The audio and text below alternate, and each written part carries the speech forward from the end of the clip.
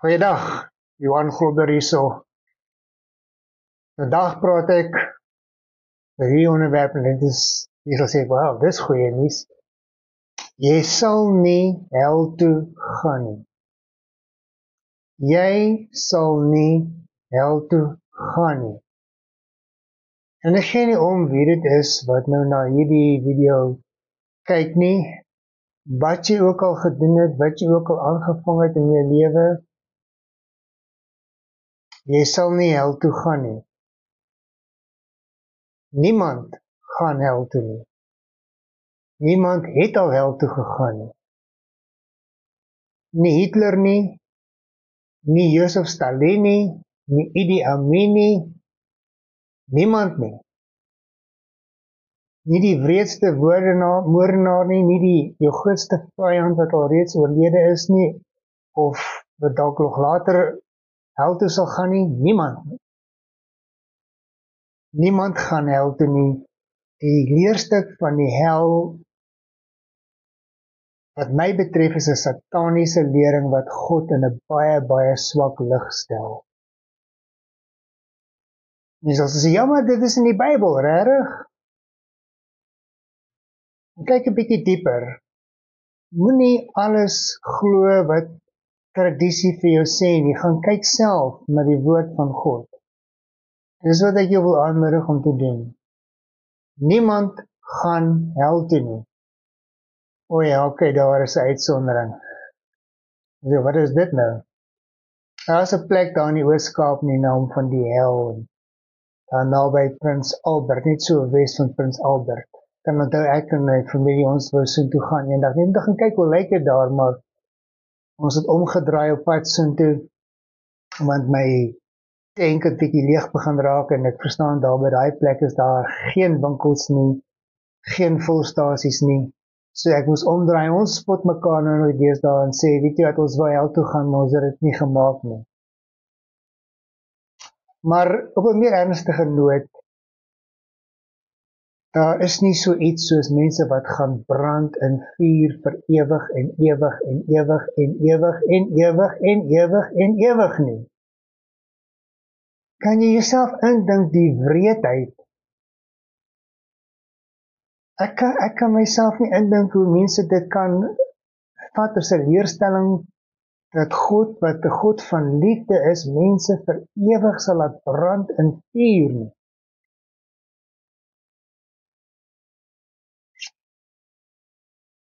Dis 'n groot onderwerp hierdie, en ek sal vanaand nou nie die hele onderwerp kan behandel nie. Dis 'n groot onderwerp. Ek gaan net so 'n bietjie raak aan 'n paar punte en eintlik maar jou op tyd wakker maak en hoop dit sal jou motiveer om bietjie verder jou eie selfstudie te doen.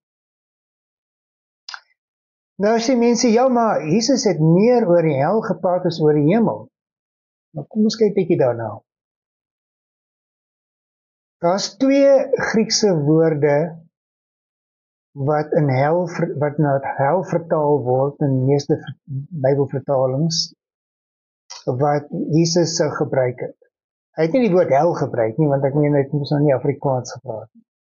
En die woord Hades gebruik, wat eintlik maar beteken die graf of die doderyk, en hy het die woord Gehenna gebruik, wat beteken die vallei van Hinnom, net so buitekant Jerusalem, wat as 'n vulliswerf gebruik is. Nou, daar kan baie oor die 2 woorde gesê word, maar ek het nie die tyd om op alles in te gaan nie. Ek hoop dat jy sal na my webtuiste kyk en daar verder artikels kry, en daar's ook ander webtuistes wat daar genoem word, soos www.tentmaker.org, waar daar baie meer materiaal is oor hierdie onderwerp. Maar as ons gaan kyk na een van die Bybelgedeeltes wat seker die meeste aangehaal word om die leerstelling van die hel te verdedig, is die gelykenis van Lazarus en die ryk man. En dit gaan jy kry in Lukas 16 en ek net daar met 'n blaai, Lukas 16 vers 19. Ek wil gou die gelykenis lees, want dit is belangrik om dit verstaan, want dit is die argument wat meeste gebruik word, wat vir my gewoon heel eerste genoem word om hierdie leesstuk te verdedig. Daar was 'n ryk man wat klere van pipperstof en fyn linne gedra en elke dag swierig fees gevier het. En voor die ingang van sy huis het 'n bedelaar met die naam Lazarus gelê, en hy was oortrek van swere en het daarna gesmag om iets te ete te kry wat van die ryk man se tafel afgeval het, maar slegs die honde het sy swere kom lek. En toe die bedelaar sterf, is hy deur die engele weggedra om teen die bors van Abraham te rus. En die ryk man het ook gesterf en is begrawe. En toe hy van waar hy in Hades, dit is nou die 2020 vertaling, maar die ander vertaling sê hel, gevolg het, of die doderyk, die King James sal sê die hel, die Afrikaanse vertaling sal sê die doderyk. Dit sy oë opgehef en sien hy Abraham in die verte en het Lazarus teen sy bors. En hy het geroep, Vader Abraham, wees my genadig en stuur Lazarus om die punt van sy vinger in water te doop en my tong af te koel, want ek ly in hierdie vlam. Maar Abraham antwoord, kind, onthou dat jy gedurende jou lewe die goeie ontvang het, soos wat Lazarus die slegte ontvang het. Nou word hy hier getroos, maar jy word gepynig. En buitendien is daar 'n groot kloof tussen ons en julle gevestig, sodat diegene wat hier vandaan na julle wil oorgaan, nie kan nie, en diegene wat daar is, ook nie na ons kan oorkom nie. Ja, in ieder geval, die storie gaan nog aan, maar dit is Jesus wat hier praat, en hy sê, bietjie teruggaan, met wie praat hy nou eintlik? Dan praat hy met die fariseërs. En dit sê daar in Lukas 16 vers 14, die fariseërs wat geldgierig was, het na al hierdie dinge geluister en smalend oor hom gepraat. En hy sê toe vir hulle, dit is vir julle, wat julle self voor die mense regverdig voordoen, maar God ken julle harte, en dit wat deur mense hoog aangeskryf word, is 'n gruwel voor God. En hy het toe daarna, kom hy met hierdie gelykenis, wat 'n verhaal is, van Lazarus en die ryk man. Is nie asof dit 'n werklike gebeurtenis is nie, dit is 'n gelykenis, net soos al die ander gelykenisse in Lukas 16, wat hierdie ene net vooraf gaan, dit is 'n gelykenis, en dit is 'n verhaal om iets te illustreer aan die fariseërs. Nou, miskien jouself dan die vraag afvra, wat is die doel? Hoekom het Jesus dit vir hulle gesê? Het hy probeer dan om 'n nuwe leerstelling voor te bring oor wat aangaan as mens doodgaan, dat party mense gaan by Abraham wees en teen sy bors lê die wat nou goed was, en die ander gaan in 'n helse vuur wees, dan gaan 'n kloof tussen hulle wees? Is dit wat hy gebring het? Want dit is nie wat die algemene siening was onder die mense van Israel wat naby aan Jesus gelewe het nie. Dis nie wat hulle siening was. So, en ek gaan nou vir jou sê hoekom ek dit sê, want as jy gaan kyk na die ander Lazarus, daar is 'n ander Lazarus ook in die Bybel, en dit is die Lazarus wat uit die dood het opgewek is. Dit is die Lazarus wat 'n goeie vriend was van Jesus, en met wie Jesus baie tyd gespandeer het. En ons lees daarvan in Johannes 11. En dit is interessant, dat die ander Lazarus storie geef jy nogal, werp nogal lig op hierdie ene, om te sê wat dit nie kan beteken nie. Want Johannes 11, vers 20, lees ons van, dat Jesus was toen ons nou op pad gewees na Betanië, waar Lazarus gewoon het, en waar hy nou begrawe was, dus nou dood. En jy lees nou van, toe Martha hoor dat Jesus op pad is, want hy is toe op pad na Betanië toe, het sy hom tegemoet gegaan, maar Maria het in die huis bly sit. En Martha sê toe vir Jesus, Here, as u hier was, sou my broer nie gesterf het nie. Maar selfs nou weet ek, dat wat u ook al van God vra, God vir u sal gee. En Jesus sê vir haar, jou broer sal opstaan. En Martha sê toe vir hom, ek weet dat hy sal opstaan met die opstanding op die laaste dag. En Jesus het vir haar gesê, ek is die opstanding van die lewe. wie in my glo, sal leef, al het hy ook gesterf. Nou is my interessant, dat Martha het nie gesê,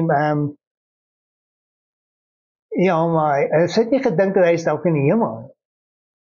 Jesus het ook nie vir haar gesê, maar Martha, weet jy dan nie, hy is nou by Abraham, en Abraham se nou in teenwoordigheid, en hy is daar in 'n lekker plek nie, los hom nou daar, hy is mos nie op 'n goeie plek.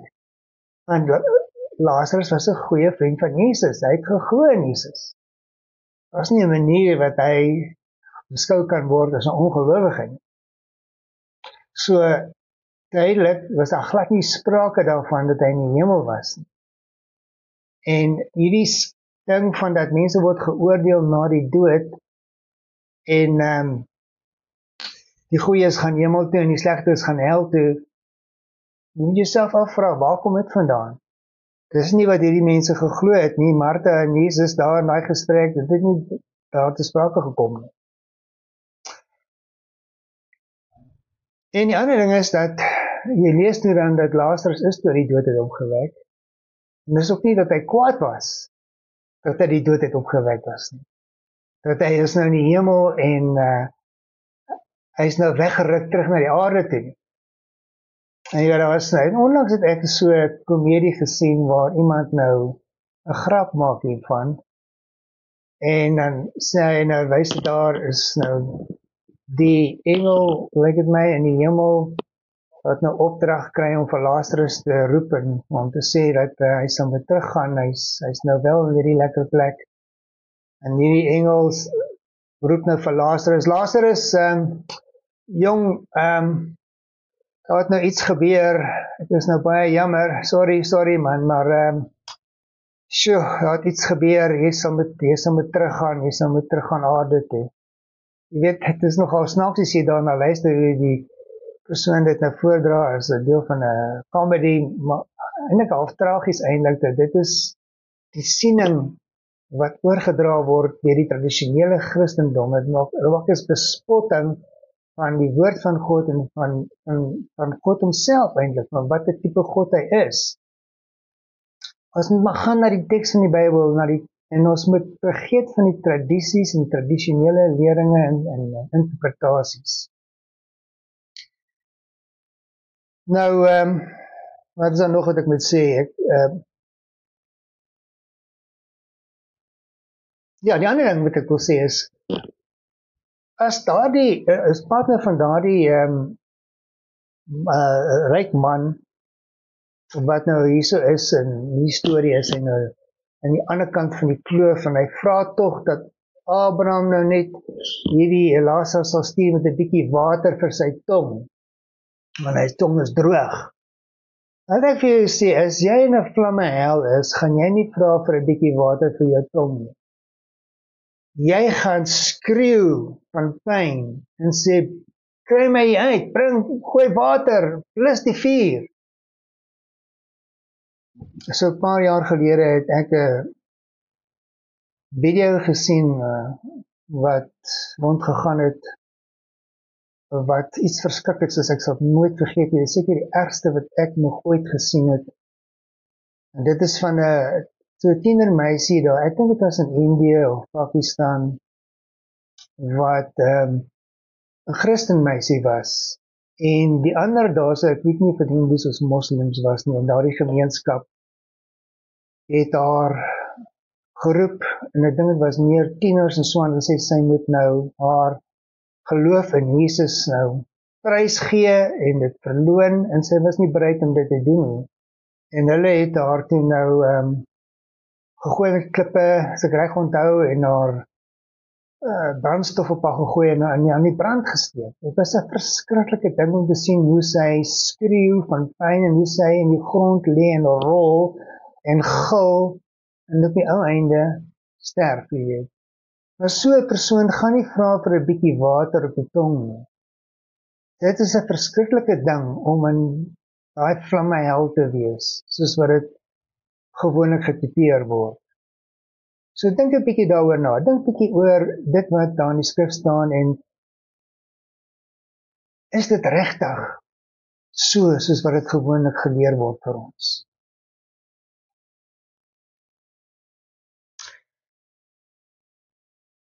Nou ja, ek wil vir jou net iets anders wys. Die aantal tekste, die aantal gevalle wat Paulus, waar hy na die hel verwys het. Hier is 'n lys van al die Bybelversies waar Paulus na die hel verwys het. Is niks. Regtig, daar is nie een Bybelvers in al Paulus se geskrifte waar hy na die hel verwys het. Nie sou jy dink hy het nou mos gewerk met heidense nasies ook nie, of nie Jode, en hy sou vir alles moes leer wat geleer moet word. Jy sou dink hy sal nou vertel het as dit nou is dat hulle gaan op pad hel toe tensy hulle bekeer dat hy dit sou genoem het. Nêrens noem hy dit nie. Nêrens nie. Nie in een van sy briewe nie en ook nie in die boek van Handelinge nie.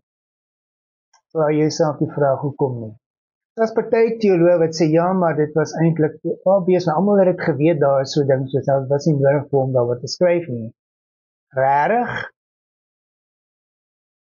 Dus in Engels sê, come again, jy weet, regtig? Is dit die rede hoekom hy dit nie genoem het nie?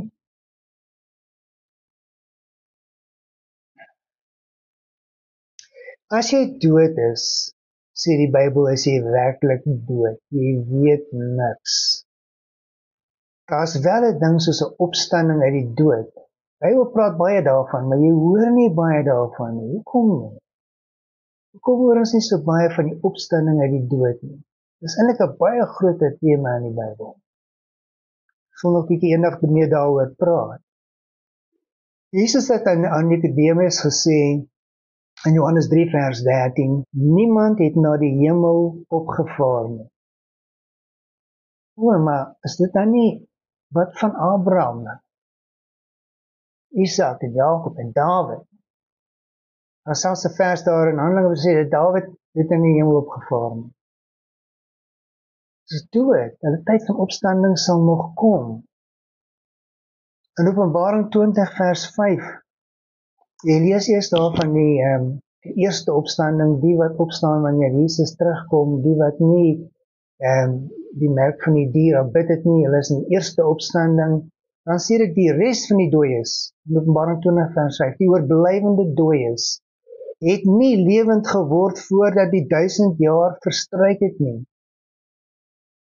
En dit nie lewend geword nie, hulle is dood. Hulle was nie lewe op 'n ander plek nie, of in 'n ander toestand nie, hulle was dood. So, moet nie die tradisionele leerstellings en interpretasies sommer net so aanvaar nie. Jy moet ook nie aanvaar wat ek sê nie. Gaan kyk dit op. Gaan lees 'n bietjie. Kyk na my webtuiste, kyk na die versies, kyk ook na wat die teoloë sê en weeg dit op vir jouself. En weet net al wat ek vra is, jy moet 'n oop gemoed hê.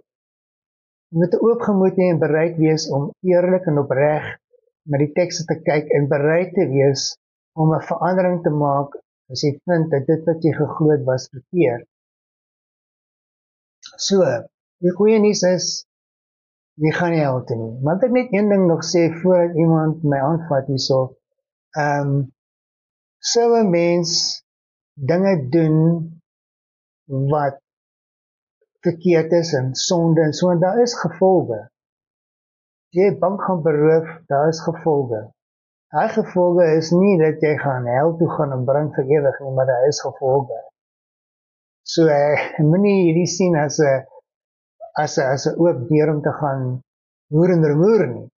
In elk geval is die rede hoekom ons dan nie banke beroof en ander mense doodmaak, is die rede daarvoor dat ons nie hel toe wil gaan nie, of wat is die beweegrede? Is dit die ding wat weerhou van om sulke afskuwelike en gruwelike dade te doen?